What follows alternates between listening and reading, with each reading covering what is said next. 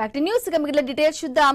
Karimnagar corporation ను అభివృద్ధి చేయాలని కసితో పనిచేస్తున్నట్లు కేంద్ర సహాయ మంత్రి బండి సంజయ్ అన్నారు. కరీంనగర్ మున్సిపల్ కార్పొరేషన్ కార్యాలయ భవన 2వ అంతస్తున నిర్మాణ పనులను ప్రారంభించారు.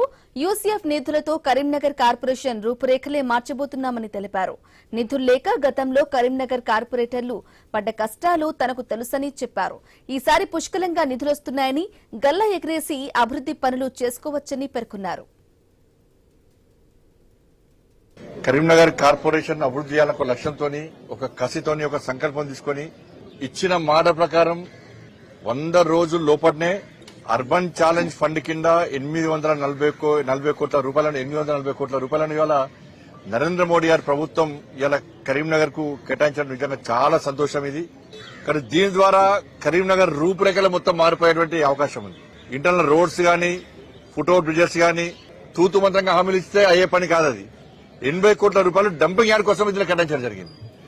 ఎందుకంటే గతంలో పాలకవర్గంలో ఎన్ని ఇబ్బందులు పడ్డామో మాకు తెలుసు.